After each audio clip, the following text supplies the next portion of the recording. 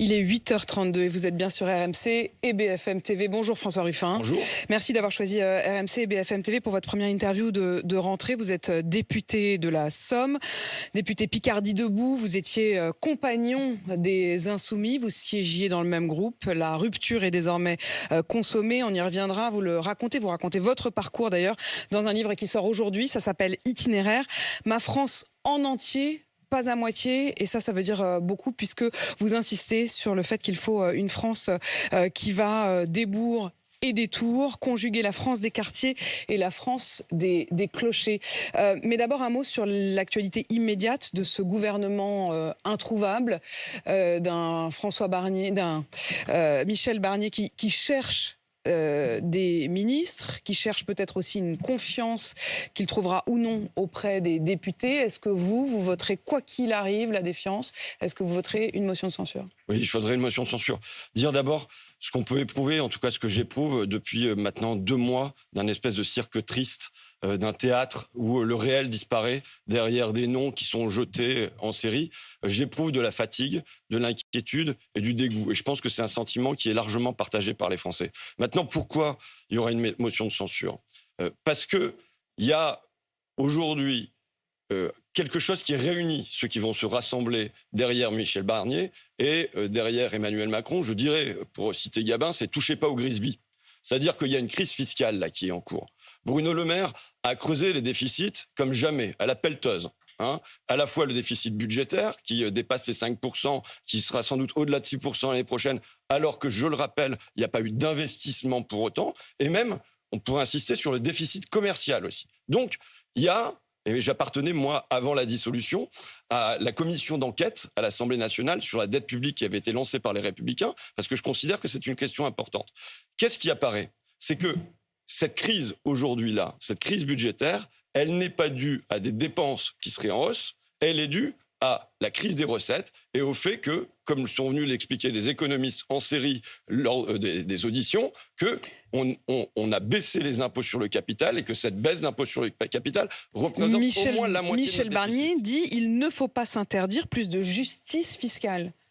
Et tout ce qui sera à prendre, nous le prendrons. Vous savez, moi, si jamais il fait faire un compromis pour le caddie des auxiliaires de vie, je le fais. Donc si jamais on peut déplacer une virgule dans les temps à venir sur une mesure fiscale, nous le ferons. Mais maintenant, il faut bien voir que ce qu'il s'agit de faire aujourd'hui, ce n'est pas de la réformette, de la mesurette sur le système fiscal, c'est une remise à plat du système fiscal. C'est-à-dire aujourd'hui, on est dans un pays où les petits payent gros et les gros payent petits. Ou dans notre pays, vous, Madame Apolline de Malherbe, mais le salarié lambda qui part à l'usine, qui part au bureau, est taxé aux alentours de 50%, et c'est à peu près la moitié pour les multimilliardaires de ce pays. Donc il y a un énorme souci de justice fiscale. Si demain on veut non seulement... Que le travail paye davantage ? Et que le capital paye davantage, au moins à l'égal du travail. Et or, aujourd'hui, ce n'est pas du tout ce qui se passe. Et si on veut à la fois combler le déficit et investir, notamment sur la transition écologique, c'est ce qu'avait dit Jean Pisani-Ferry, il y a la nécessité d'aller chercher l'argent là où aujourd'hui il se trouve. Je rappelle ces chiffres qui sont quand même étonnants. Il y a 25 ans, au lancement du classement de Challenge, les 500 fortunes françaises possédaient l'équivalent de 5% du PIB. À l'arrivée d'Emmanuel Macron au pouvoir, c'est 20%. Et aujourd'hui, on a dépassé les 40%. Donc on voit qu'il y a un gavage gigantesque. Et je dis, ce qui réunit aujourd'hui les gens qui vont se trouver derrière Michel Barnier, mais avec Emmanuel Macron, c'est touchez pas au Grisby. C'est-à-dire que les questions de dividendes, de profits, de bénéfices, elles sont quasiment interdites. Et c'est là-dessus que vous voudriez concentrer l'effort fiscal. Oui, par exemple, si vous prenez, je vais entrer dans un peu de technique, en France, les sociétés écrans ne sont pas taxées. Ça veut dire quoi? Ça veut dire que les dividendes qui ont explosé, il y a un rapport qui est encore sorti hier, qui dit que ça a explosé dans le monde, ça a explosé en Europe, et ça explose en France, plus 7% en France, c'est-à-dire largement au-delà de l'inflation pour le coup. Bon, si dans notre pays, les plus riches font ce qu'on appelle des sociétés écrans, plutôt que de toucher les dividendes directement. Et elles ne sont pas taxées, ce qui leur permet de payer 1 ou 2% d'impôts à la place d'en payer 30%. Aux États-Unis, ces sociétés écrans sont taxées. Et ça rapporterait aux alentours de 20 à 30 milliards d'euros. Donc là, c'est là que se trouvent les marges de manœuvre alors que, qu'est-ce qu'ils vont faire? On le sait d'avance. Ils vont faire ce qu'ils prétendent faire depuis 40 ans maintenant, c'est-à-dire d'agir sur les dépenses, en venant aller chercher sur l'hôpital, sur l'éducation, sur le sport. Le premier budget qui va être touché à la sortie des Jeux Olympiques par les réductions de budget, c'est le sport.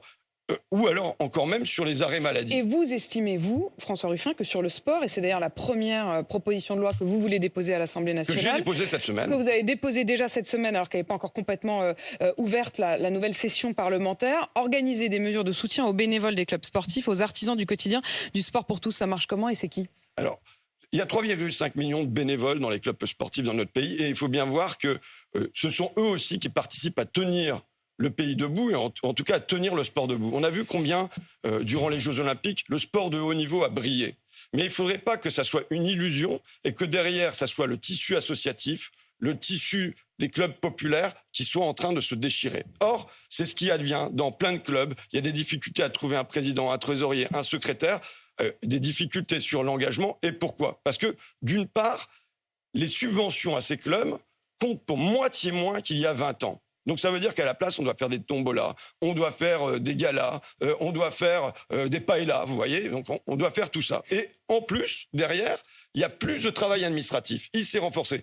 Ce qui est apparu l'année dernière, avec début d'année, avec la crise des agriculteurs, qui disaient on a trop de travail administratif, on nous demande non plus de remplir des dossiers, mais d'être sur des plateformes en permanence. En fait, c'est vrai pour des tas de secteurs dans le pays. Et en particulier pour les associations sportives qui, avec le passeport, ont des tas de fichiers à remplir en permanence. Donc d'un côté, on leur donne moins de subventions. C'était quand même une bonne chose, l'histoire du passeport. Très bien. C'est insuffisant aujourd'hui pour qu'il y ait un accès de tous au sport. On voit que dans les familles les plus modestes, c'est 78% des enfants qui ne sont pas inscrits dans des clubs sportifs, alors que c'est moitié moins dans les familles qui sont les plus aisées, on va dire, dans notre pays. Donc là, il y a quand même un souci d'accès au sport pour tous, malgré le passeport. Mais on fait reposer le travail administratif sur des bénévoles qui, du coup, sont usés, parce que dans le même temps, Emmanuel Macron a divisé par 5 le nombre d'emplois aidés. Donc je dis, attention, on a un problème de crise des vocations dans notre pays, on a un problème des crises des vocations dans l'éducation nationale, on a un problème de crise de vocation dans l'hôpital, et là on arrive à une crise de vocation dans le monde associatif.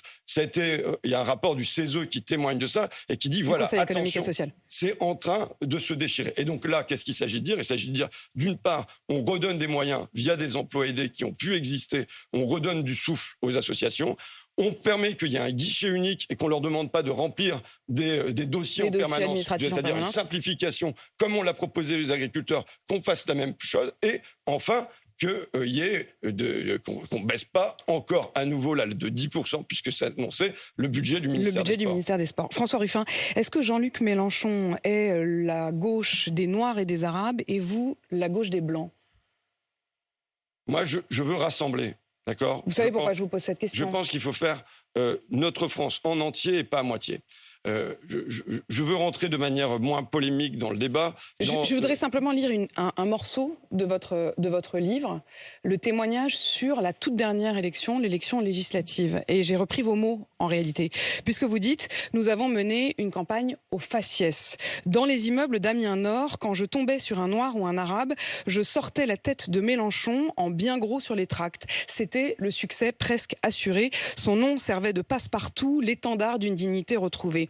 Mais dès qu'on tombait sur un blanc, pas seulement dans les campagnes, même dans les quartiers, ça devenait un verrou. » Mais alors ça, c'est la campagne d'il y a 2 ans. Hein, c'est la campagne de 2022. Mais il vous a été reproché la même chose avec des tracts, parfois avec Jean-Luc Mélenchon, d'autres fois. Je le dis, oui. Et c'est un souci, je l'ai prouvé comme une honte quand j'en venais à faire ça.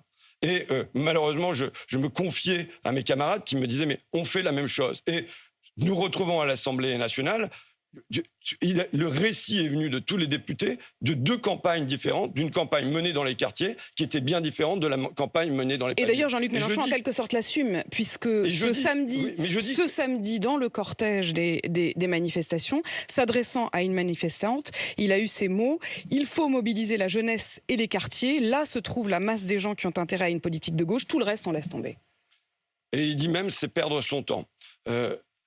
Est-ce que c'est perdre son temps que de parler aux éboueurs d'Abbeville, qui se lèvent à 4 heures du matin et qui viennent de perdre leur prime. Est-ce que c'est perdre son temps que de parler à l'aide-soignante dans la clinique à côté qui se prive de vacances depuis 3 ans et qui, là, à la rentrée, ne pourra pas offrir à sa fille son activité poney? Est-ce que c'est perdre son temps que de parler aux ouvriers de chez Goodyear, qu'ils soient d'Amiens Nord ou de Flic Secours, et qui ont à faire les 4-8 et à qui on dit que leurs pneus sont trop chers comparés à l'Estonie? Est-ce que c'est perdre son temps que de parler aux vigiles de Securitas qui étaient à mon premier meeting et dont 7 sur 8 étaient en contrat à durée déterminée de 2 mois, renouvelé depuis 2 ans. Je ne crois pas que ce soit perdre son temps que de parler à tous ces gens. Et je le dis, même s'ils ne votent pas pour nous, même s'ils s'abstiennent, même s'ils votent RN, je pense que c'est l'honneur de la gauche. C'est son devoir de devoir parler aux classes populaires en entier et pas à moitié, et de vouloir faire France ensemble. Là, il y a un choix qui depuis 2 ans nous sépare avec la direction des Insoumis, qui a un choix de se dire est-ce qu'on parle au pays en entier ou est-ce qu'on parle au pays à moitié? Mais ça veut dire qu'au fond, vous racontez de l'intérieur une forme de clientélisme politique. Vous parlez même d'ethnicisation. Au fond, le Rassemblement national, comme la France insoumise, ethnicise le rapport à l'injustice sociale, c'est-à-dire un clientélisme à la fois social et ethnique. Vous osez le mot. Ça, c'est un habitant des quartiers, ou un intellectuel des quartiers. Que vous citez et dont vous partagez visiblement le constat. Je vais vous prendre un exemple qui, moi, m'a choqué ces dernières années. Il y a 1 an à peu près, il y avait un crime commis à Crépol, le jeune Thomas à la sortie d'un bal, vous vous souvenez, qui se fait poignarder.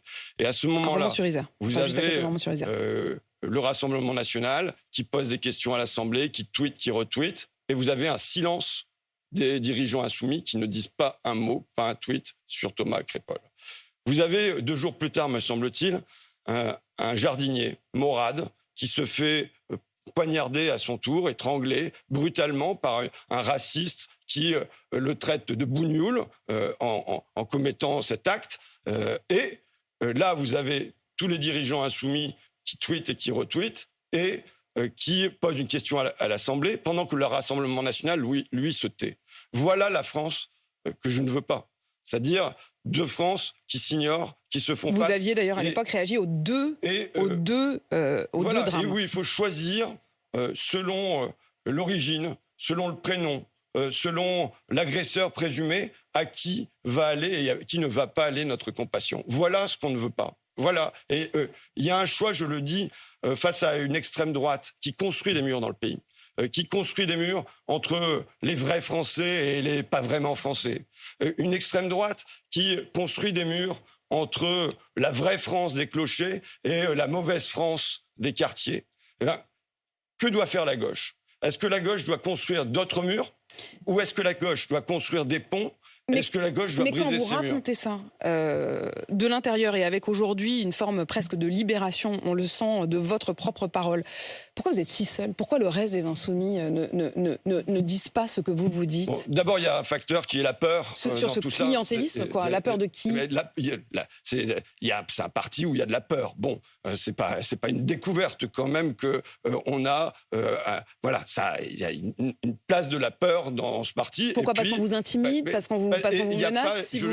C'est un regret que j'ai, c'est qu'il n'y a pas de place pour, je dirais, débattre, discuter, se contredire, échanger et, je dirais, dépasser les contradictions. Parce que la contradiction que je pose là, elle est dépassable. Moi, je suis partisan, non pas de choisir, non pas de soustraire entre campagne populaire et quartier populaire, mais d'additionner. Et je le pose comme projet politique. Je dis, c'est le faire ensemble. Vous connaissez la phrase d'Antoine de Saint-Exupéry qui dit que s'aimer, ce n'est pas se regarder l'un l'autre, c'est regarder ensemble dans la même direction. Eh bien, je pense que ce qui vaut pour un couple, à savoir que si un couple n'a pas de projet de partir en vacances, d'avoir des enfants, de bâtir un pavillon, ça risque de vite tourner aux petites querelles et à la jalousie. Je pense que c'est vrai pour la société en entier. Et que si jamais elle n'est pas portée par un horizon commun, de faire ensemble, de transformer ensemble le pays, eh bien on en vient aux jalousies, aux guerres,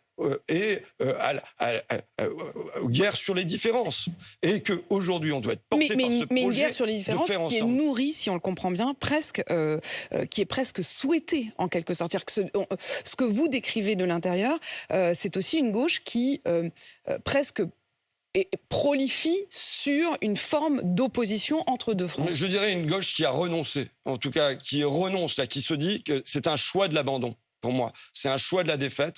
Il y a non pas se dire que on s'en fiche des gens qui habitent les campagnes et puis tout ça, mais qu'en revanche, c'est foutu. D'ailleurs, Jean-Luc Mélenchon me le dit, et il dit, voilà, de toute façon, les terres qui votent pour le Rassemblement national, ce sont des régions qui n'ont jamais accepté ni la démocratie ni la République. On parle du Nord-Pas-de-Calais, on parle de la Picardie, on parle du Midi-Rouge, on parle de terres ouvrières qui ont envoyé des députés communistes ou socialistes pendant un siècle à l'Assemblée nationale. Et il ajoute, bon, la dénazification de l'Allemagne, ça a pris 25 ans. Donc, il faut prendre patience, quoi. Mais, et donc, c'est pour moi plutôt un choix de l'abandon. Un peu dans la continuité de ce que faisait le Parti socialiste, qui avait dit, de toute façon, les ouvriers, c'est perdu. Et vous en parlez d'ailleurs dans votre livre, hein, vous dites ce moment où le think tank qui s'appelait Terra Nova, qui était très proche du Parti socialiste, dit au fond, bon, arrêtons de s'occuper des ouvriers, désormais, notre cœur de cible, en quelque sorte, sont plutôt les cadres. Et donc, finalement, alors qu'on s'était construit contre ce rapport Terra Nova, pour dire qu'il fallait continuer à aller les chercher, continuer à leur parler et vouloir rassembler le pays, eh bien, il y a un choix inverse qui est opéré depuis 2 ans, c'est de parler au pays à moitié et non pas en entier. Et en même temps, aujourd'hui, vous vous retrouvez dans un groupe minoritaire d'un groupe qui lui-même n'est pas encore tout à fait majoritaire. Est-ce que vous n'avez pas peur de faire ça de manière très solitaire ? Vous savez, j'ai toujours été un électron libre et ma liberté est ma force. Vous voyez, et j'ai jamais cherché à adopter les codes et à être en position de centralité dans le jeu politique. C'est pas mon sujet. Aujourd'hui, il y a. Mais pour autant, vous dites qu'il faudra un candidat unique de la gauche. Là, je veux dépasser les questions de Popol, d'accord, de tambouille. On est pris là-dedans. Bon, c'est pas le sujet. Le sujet aujourd'hui, c'est comment on fait pour rassembler le pays ? Oui, mais enfin, dans le même temps, le fait que vous alliez censurer de manière automatique et immédiate un gouvernement qui n'a même pas fait ses premiers pas, le fait que toute discussion autour d'un Bernard Cazeneuve éventuel, alors sans prétendre qu'Emmanuel Macron l'aurait nommé, enfin, on sait très bien que immédiatement la gauche s'est élevée contre. Est-ce que au fond, ça n'est pas contradictoire avec ce que vous dites Là, vous ramenez le sujet sur... on ne va pas sortir le pays de l'ornière dans lequel se trouve par les péripéties parlementaires. On doit la sortir par... Ça veut dire quoi ? C'est-à-dire que pendant 3 ans, de toute façon, il n'y a rien à faire ? Non, mais ça veut dire que vous voyez bien qu'une actualité chasse l'autre en la matière, un nom chasse l'autre, une petite embrouille chasse l'autre. Et moi, je ne veux pas que la politique... que les grands noms, Macron, Mélenchon, Matignon et ainsi de suite, viennent éclipser la vie des gens. Et que c'est à ça, si on veut reprendre pied dans le pays, c'est là-dessus qu'il faut partir.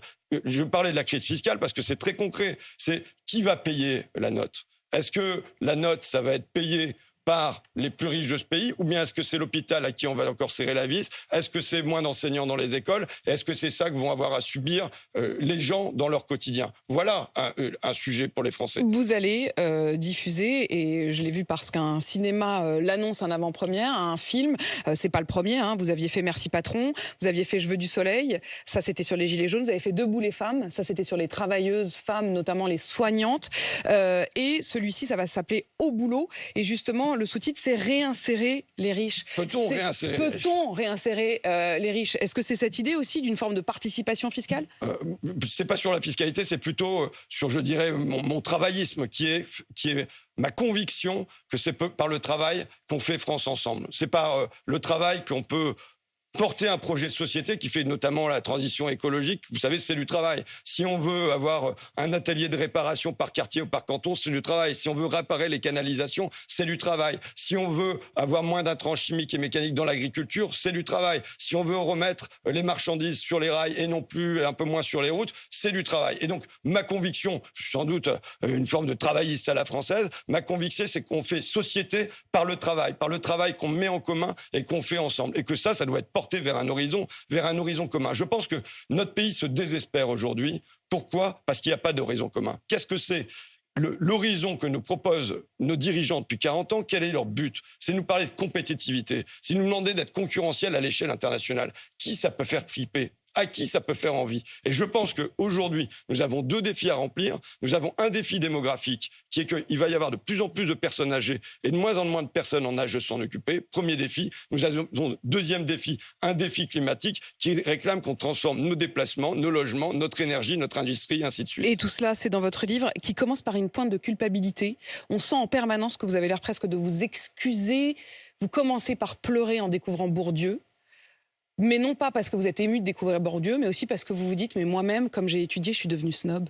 Je pense que c'est un risque. Vous savez, j'appartiens à ce que j'appellerais la classe intermédiaire, et vous aussi, sans doute. C'est-à-dire que c'est une classe à qui l'école donne des armes ou des outils, et on peut choisir au service de qui on met les outils. Et on peut choisir de s'éloigner dans les honneurs, le pouvoir, et ainsi de suite, ou on peut tenter de rester fidèle au lieu d'où l'on vient, quoi. Donc voilà.